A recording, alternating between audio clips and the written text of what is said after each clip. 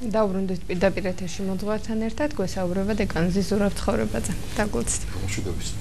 მშვიდობისა, მეც დაგლოცოთ. ჩვენ უკვე ორჯერ ვისაუბრეთ მადლობის შესახებ და ეხლა ვაგრძელებთ ამ თემას, დღეს დავასრულებთ მასზე საუბარს და რა მინდა გითხრათ ეხლა ერთ-ერთი რასაც კაცრად აფრთხილებენ მოძღვარს სასულიერო პირს წმინდა მამები ეს გახლავთ აღსარების საიდუმლოს დაცვას და ასე ამბობენ ისინი რომ აღსარების საიდუმლო არის ღვთის საიდუმლო. ამიტომ არავითარ შემთხვევაში არ უნდა დაუშვას მოძღვარმა მისი გაცემა. და ასეთ შედარებები მოაქვს, აი საერო სასამართლო ძალაუფლების მქონე პირები რომ აიძულებდნენ სამღვდელო პირს რომ გასცეს აღსარების საიდუმლო, რაც უნდა აწმუნებდნენ მას რომ ეს აუცილებელია რაღაცა საქმისათვის, არა, არავითარ შემთხვევაში მან არ უნდა გასცეს საიდუმლო, იმიტომ რომ ეს მისი არც არის პრინციპში ეს საიდუმლო მისი ის ღვთისაგან დადგენილია იმისათვის რომ მიიღოს აღსარება და ამიტომ ძალიან მკაცრად ამხელენ იმ სასულიერო პირებს რომლებმაც შეიძლება გასცენ ეს საიდუმლო და აი რას ამბობს ერთ-ერთი წმინდა ასეთ სასულიერო პირებზე. მას უწოდებს ღვთის მოწინააღმდეგეს, ღვთის საიდუმლოს გამანადგურებელს და მოძალადეს სული წმინდის ბეჭდისა. ასეთ მღვდელს ღვთის საშინელი სამჯარო და სამუდამო სასჯელი დაატყდება თავს. მას ქრისტე გამცემ იუდასთან ერთად ელოდება საუკუნო დანჯვა. ასეთი მღვდელი არა სულიერი მამა, არამედ ქრისტეს გამცემ იუდაო. უფრო მეტიც, თვით არის სატანა ჩვენი ძმების ცილის წამებელი.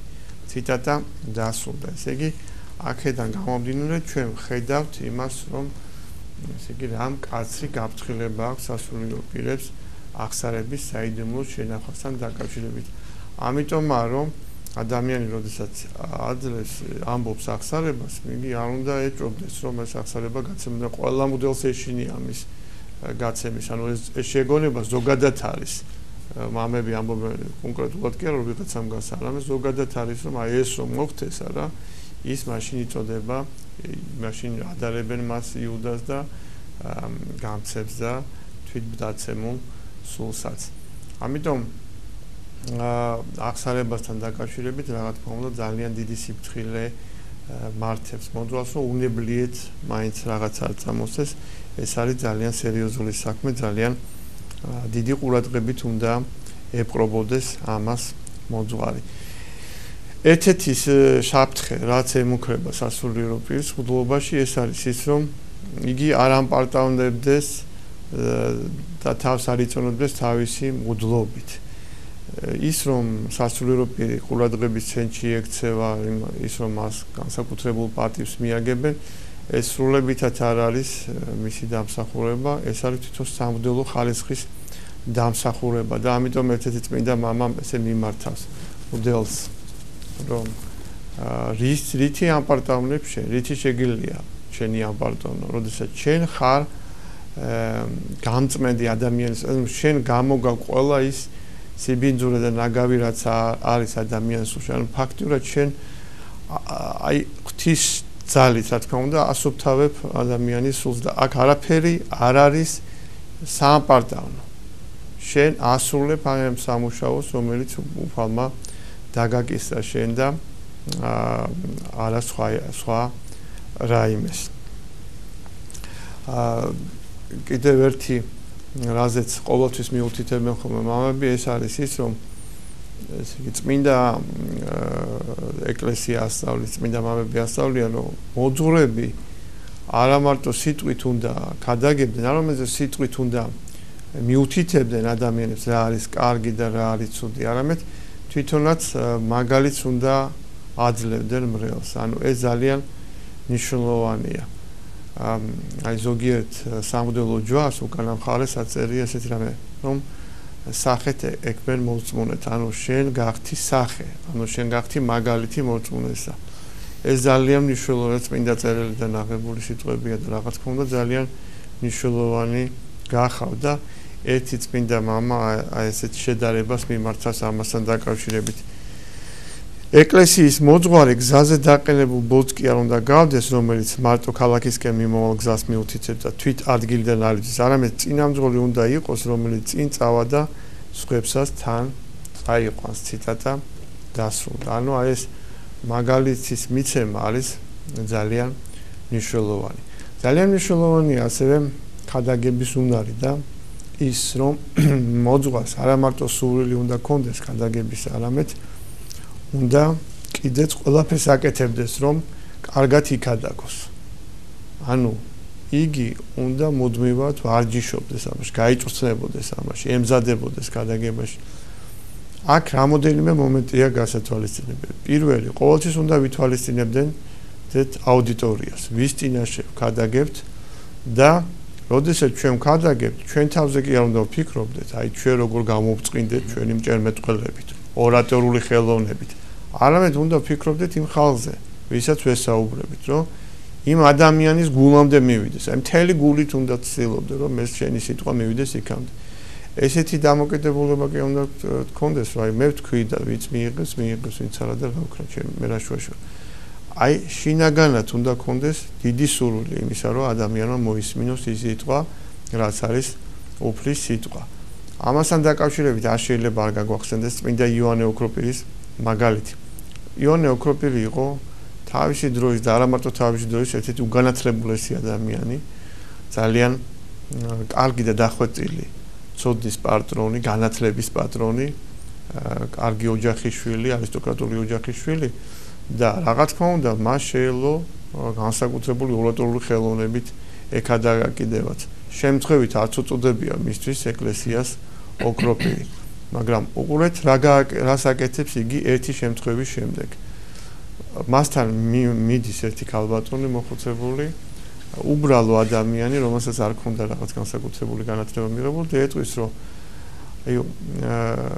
ვერ ვიგებ რასაც ქადაგებთ. ანუ ეს არის ჩემთვის რთულიო.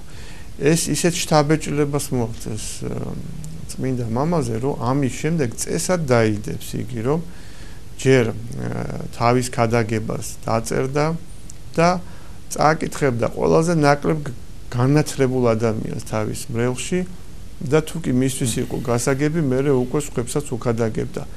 აი ეს არის სწორედ სახარებისეული მიდგომა, იმიტომ რომ სახარებაც როგორია? სახარება ერთი შეხვედრით უბრალოა და ნებისმიერ ადამიანს შეუძლია მისი გაგება, ნებისმიერ განათლების ადამიანს და ყველა თავისი ზომის ცოდნას პოულობს მაშინ და ინფორმაციას პოულობს და თუ გაუნათ ნაკლებად წიგნიერი ადამიანი, იგი რაღაც ზედაპირზე დევს, იმას მიიღებს და ეს ცოტა არ არის და ვინც უფრო დახვეწილია თავის ცოდნით, ის უფრო სიღრმეში ჩადის და უფრო მეცაც გაიგებს. ესე უნდა იყოს ყველა მამა, ყველა სასულიერო პირი. ესე იგი ზოგჯერ, ესე იგი არ უნდა ცდუნდეს იმით, რომ რაღაცა განათლება აქვს და არ უნდა შეეცადოს ის, რომ თავი მოიწონოს თავისი ცოდნით ამ ქადაგების დროს, იმიტომ რომ მაშინ ის ბრეილს კი არ უქადაგებს, არამედ საკუთარ თავს უქადაგებს და საკუთარ ამპარტავნებას გაახალებს და ახალებს. ეს სწორი არ გახავთ. ამავე დროს წმინდა მამები მიუთითებენ ესეთ რამეს, რომ ესე იგი მღვდელი არ უნდა იყოს კაცთმოთნე. რას გულისხმობენ ისინი? ისინი გულისხმობენ ესეთ რამეს, რომ ხანდახან ზოგიერთი სასულიერო პირი იმისtom, რომ არ დაკარგოს კეთილგანწყობა თავის ქვეშემდგომეებისა, თავისი მრევლისა და ქრისტიანებისა, შეიძლება რაღაცას ისეც არ ქადაგებდეს, რაღაცაში არ ამხელდეს მათ, რაც ესე იგი ამ ადამიანებს შეიძლება არ ესიამოვნოს. გამიგეთ, ესეც არასწორი გახლავთ, ესეც არ არის სწორი დამოკიდებულება მოძღვრებისთვის, რომ მოძღვარმა თავითვისი უნდა დადოს თავისი მრევლისთვის და თუ კი ის იმაზე დარდობს, რომ აი მე თუ ეხლა ეს ადამიანი ვამხილე ან მიუთითე მის ცოდვებზე, აი თუ მან კარგი თვალით მე არ შემომხედოს და მირჩევნია რომ კეთილგანწყობა შევინარჩუნო, მაშინ მოძღვრობისაგან გადაუხვევს ის, ხო? მოძღვრობის მოვალეობას ვერ შეასრულებს. მაგრამ ეს არ ნიშნავს იმასაც, რომ ესე იგი სიბძნის გარეშე ვინმე ვამხილოთ. სიყვარულის გარეშე ეს მეორე უკიდურესობაში არ ზოგიერთს უყვარს, რომ ესე იგი ისე ამხელს ყველას ეს ხილება რაღაც ისეთი იმას აქვს, ნებათ აქვს რამის ქცეული და უნდა დავაკვირდეთ ადამიანი ისი მიმღებია იმ მომენტში შეიძლება იმ წუთში რაღაც მცირე მიიღოს და მცირეზე დაგთანხმდეს და შემდეგ უკვე რომ გავა პერიოდი და ცოტა გაძლიერდება სარწმუნოებაში უფრო მეტად და უფრო მეტი მოგისმინოს და უფრო მეტი მიიღოს. ამიტომ სიბრძნე არის ყოველთვის საჭირო. ამიტომ ამბობენ წმინდა მამები რომ მოძღვარი კეთილგონიერიც უნდა იყოს, არამატო განათლებულიც უნდა იყოს, წარმომეწვიანი, არამედ კეთილგონიერიც უნდა იყოს. და ზოგიერთი წმინდა მამა მრავალთვალიან ქერუბიმებს ადარებს მოძღვარს, იმიტომ რომ მრავალი თვალი იმხრივ რომ ყველაფერს უნდა ხედავდეს, ყველაფერს უნდა გრძნობდეს. და როგორ ამბობენ ისიც რომ არამატომ მრევლს უნდა აკვირდებოდეს, ვინასული მდგომარეობაშია.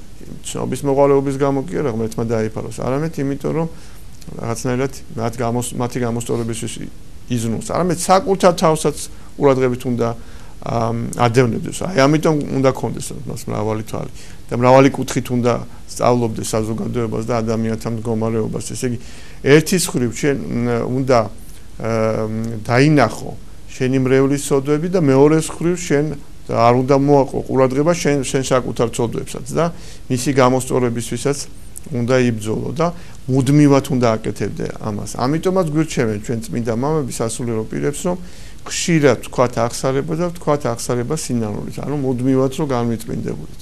მუდმივად განწმენდის მომენტში უნდა ვიყოთ ჩვენ. ესე იგი აღსარების თქმას მოდულისთვის აქვს ძალიან დიდი მნიშვნელობა და რა თქმა უნდა ის მუდმივად უნდა მიმართავდეს ამ ხელს და უფრო მეტად ხშირადაც ვიდრე საერო პირები მიმართავენ ამას.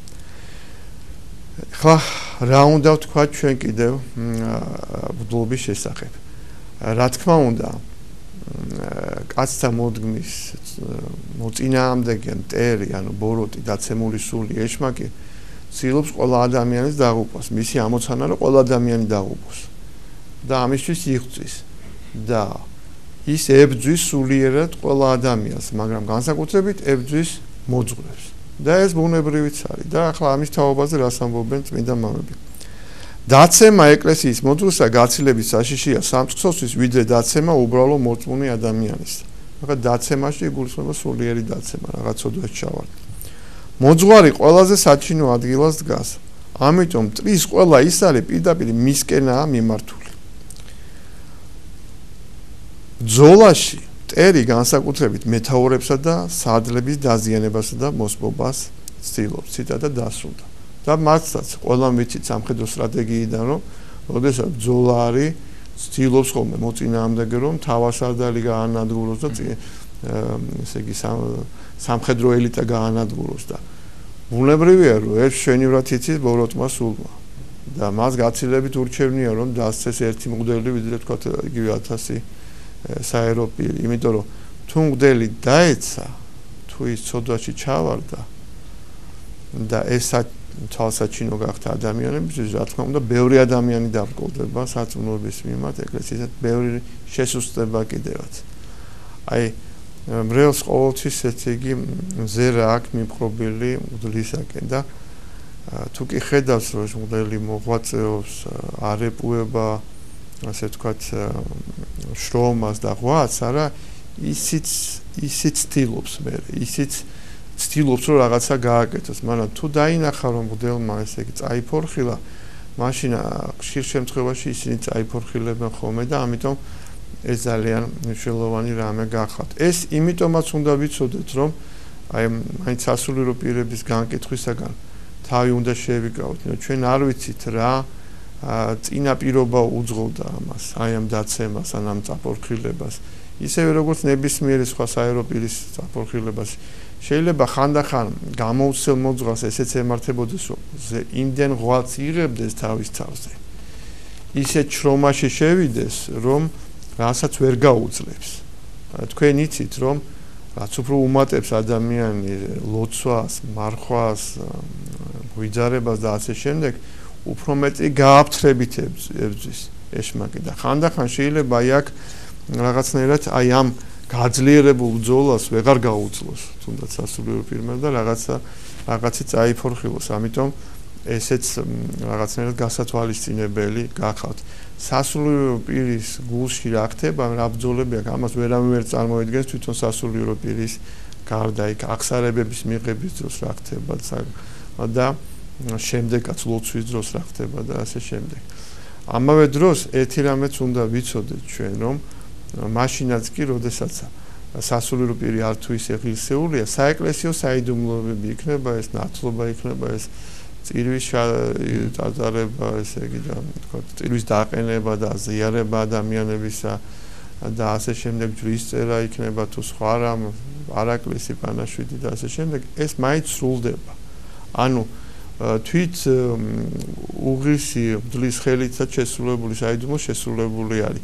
და ესეც შედარება მოაქვს. შეიძლება ჭუჭყიანი ხელით ითესებოდესო ხორბალიო, მაგრამ იმ ხორბალს ნაყოფი მოაქვს და უხვი სამკალი აქვს. ან და ესეთი გამოცხადებაც უნახავთ მამებს, რომ ეთიკეტით შეპყრობილი ადამიანს შეჭირა ოქროს ვედრო ხელში და წყალი ამოქონდა ჭიდან. და ეს იყო სწორედ ზიარების სიმბოლო, და ვინც დაეჭდა მღვდლის მიმართ, იმას მიეთითა, რომ აი შენ ეზიარე ეს ოქროს სათლი და ეს წყალი, არა სუფთა წყალი, ეს არის ზიარება. და ის ვინც გაწვდის ამას, ის შეიძლება არც იყოს ის, მაგრამ ის იმ წყლის ხარისხს ვერ დააზიანებს, იმასთან შეხება მას არ აქვს. აი ეს უნდა ვიცოდეთ ჩვენ, რა თქმა უნდა და გარდა ამისა ერთი რამე უნდა გვახსოვდეს, ისევ წმინდა მამების მიხედვით და არა, რა თქმა უნდა, ჩვენი ვარაუდით. ისინი ასეთ რამეს ამბობენ, მღვდელმა რო იცოდეს, რამხელა მადლის მატარებელია იგი, ისო არასოდეს არ შეცოდავდა. ანუ თვით მღვდლისთვისაც დაფარულია ბუნებრივია ეს. და რატო არის დაფარული, მე კითხავს ვამენ, იმიტომ რომ ამ პარტავნებაში არ ჩავარდა, ხა ის რო ხედავდეს ამ ნაცვლს, ამადგინე შეიძლება ვერ გაუძლოს ამას. და ამავე დროს რომ ერის ადამიანები რო ხედავდნენ აი ამ ნათელს, მაშინ პირქვე დაემხრობოდნენ მის წინაშე. მაგრამ ეს დაფარულია ჩვენთვის და არ არის საჭირო რომ ამის შესახებ რაღაც იმაზე მეტი ვიცოდეთ, რასაც ჩვენი სულიერი ძალები ვერ წდება. წმინდა იოანე ოქროპირი საოცარ სიტყვას ამბობს სულიერ მოძღვრებზე, რომ სულიერი მოძღვრები ადარებს, ესე იგი სულიერ მამას ადარებს ხორციელ მამას და ჩვენ დავალებული ვართ ჩვენი სულიერი მოძღვრების, იმიტომ რომ ხორციელი მამა ჩვენ გვშობს ამ ქვეყნიური ცხოვრებისთვის, ხოლო სულიერი მამას მამის ვალდებულება, რომ ჩვენ ზეციური სასופველში გვშოს და წარმოედგინეთ თქვენ რამხელა მადლიერება შეიძლება ქონდეს ადამიანს იმის მიმართ, ვინც დაეხმარება მას სასופველში შევიდეს. ამას ყველა იქ მივხვდებით ჩვენ. ესე იგი წარმოედგინეთ თქვენ რა, აი ჯოჯოხეთს რო აგაცილოს ვიმემ და 60-ში მოგახვედროს, ახლა ამაზე მეტი და ამაზე დიდი და ამაზე ბედნიერება რა უნდა იყოს. მაგრამ ამავე დროს არა, ესე იგი თუ სულიერი შვილი წაწყდა და დაიღუპა იმის გამო, რომ მოძღვარმა რაღაც დააკლო მას, მაშინ უფალი მას მოკითხავს აი ამ სულიერ შვილს. ანუ ეს არის ფარას პირმეტყველთა ცხოვართან ფარა, რომელიც ჩააბარა უფალმა კონკრეტულ მღვდელს, კონკრეტულ სასულიერო პირს და ამას თუ არ მოუარა მღვდელმა, არა, მაშინ ამაზე პასუხს მოსთხოვს მას უფალი. ეხლა რა თქმა უნდა არის ზოგიერთი ადამიანი, რომელიც თვითონ არ ინდომებს, ეხლა თვითონ არ უნდა ცხონება და ძალიან ფორმალურია, როგორც მრევლის წევრი.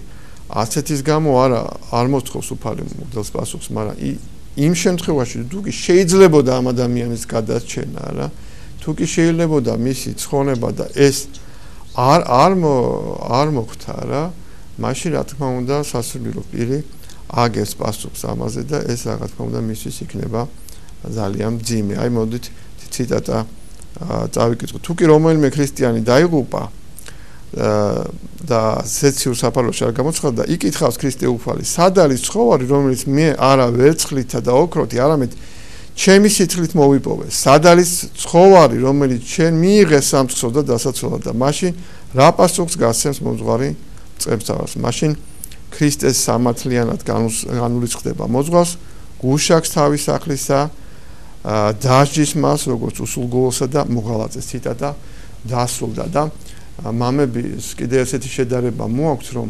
ზარმაცი მოძღვარი გავს კერპსო. ეს რომელი კერპია, ეს კერპი, რომელიცაც ქონდა, რომელიც ესე იგი იყო არა ესეთი შრომელი ხარის სახე ქონდა, არამედ მჭამელის, ანუ რომელიც მხოლოდ იღებს პატივისაგან რაიმეს და არ შრომობს. და აი ესეთი ძალიან მძაფრი შედარება მოაქვთ მათ და ესეთი ძალიან ესეთი მკაცრი შეფასებები გახლავთ მოძღვართან დაკავშირებით. ამავე დროს აი წმინდა იონე ოქროპირი აღნიშნავს ერთ რამეს, რომ მოძღვრობა ხშირად ამჟღავნებს ხოლმე ესე იგი ადამიანის სისუსტეებს, ესე იგი რაღაც სისუსტეები, რაც მანამდე შედარებით მიჩქმალულია და აფარულია, მოძღვრობის დროს უფრო თვალსაჩინო მკვეთრი ხდება და ეს მრავალმხრივარი მნიშვნელოვანი ერთერთი თავიდანვე ყურადღებით უნდა იყოს ადამიანი და მერე კიდევ უფრო გაასმაგოს ყურადღება, როდესაც იგი მოძღვარი ხდება და მოდით კიდევ ერთი ციტატა წავიკითხოთ ოქროპირისა. მღვდლების სარბიელზე გამოსულს პატივი განსაკუთრებით უნდა ზაგდეს, რისხვას უნდა ძლიოს და კეთილგონიერებით უნდა იყოს შემკული. ციტატა დასრულდა და აქ არ შეიძლება არ გავიხსენოთ ერთი მაგალითი, როდესაც ესე იგი ერთი ადამიანი მივიდა მონასტერში და მას უნდა ბერობა, ეს ბერობას ეხება, მაგრამ გარკვეულწილად მუდლობაზე შეგვიძლია გადავიტანო. და უთხრა მოძღვარმა, რომ წადი ახლა შენ, აქვე არის სასაფლაო, პირველ მორჩილებას გაძლებ. იარე მთელი დღე საფლავებს შორის და აქე ეს ხალხი. აქე საფლავეზე სახელები ნახე და უკან დაბრუნდიო. უკან დაბრუნდა დღის ბოლოს უთხრა, რაკენიო, მე შევასრულე თქვენი მორჩილება, მე ვაქებდი იმ ადამიანს და პასუხი თუ მიიღო და უთხრა რომ არ მიიღოს პასუხი. ეხა ხვალ წადი და მთელი დღე აძაგე და ლანძღე ეს ადამიანები და მეორე დღე საღამოსო დაბრუნდა, უთხრა შეასრულე თუ არა მორჩილება, კი შევასრულეო და თუ მიიღე პასუხიო, არა, არ მე მიიღე პასუხი. ასე იყავი შენცო. ესე იგი, არც ქებას უნდა მიაქციოს ადამიანის ყურადღება და არც ესე ვთქვით, უსამართლო ლანძღვას. რაღაცა ზოგჯერ შეიძლება სამართლიან შენიშვნას რასაც აძლევდნენ მომღდელს და ამაზე ყურადღებათ უნდა იყოს. ზოგჯერ რაღაც ესეთიც რაღაცაა, შეიძლება ადამიანს უსამართლოთაც მოექცენ.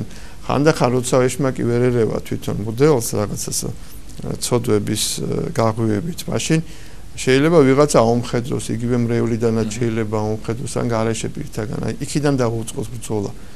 და ამიტომ არის რომ მოთმინები თავდავის დამდაბლებითო გადავახეთ ეს განსაცდელებიო წმინდა მამები გვეუბნებიან ჩვენ სასულიერო პირებს, იმიტომ რომ ეს მოთმინება არის ძალიან დიდი ძალა და ძალიან ბევრი განსაცდელი დაითმინება და ძალიან ბევრი განსაცდელი გადაილახება ხოლმე. რა თქმა უნდა, სათქმელი ბევრი დაგვრჩა, მაგრამ როგორც ყველა სხვა თემა, ესეც ამოუწურავი თემა გახლავთ. უბრალოდ კიდე ბოლოში ერთ დავამატებს, რომ ასევე წმინდა მამები მღვდლებს მოუწოდებენ, რომ აი გემოთმოყარეობისაგან და ღვინისაგან თავი შეიკავონ და ესეთ რამეს ამბობენ, რომ აიო წმინდა ზიარება იცით რომ ღვინისაგან გარდაიქმნება სულების წმინდის მადლით მოხდება მისი გარდასახვა და ამასო ნუ შეურაცხყოფო შენ უზომო ზედმეტი ღვინის დალევით. ეს ეკუთვნის რა თქმა უნდა ყველა ადამიანსაც ღვინასთან დაკავშირებით, სასმელთან დაკავშირებით. დიდი მადლობა მამაო, გვესაუბრებოდათ ეკანოზე ზურაბ ცხოვრებაზე. ახლა ერთად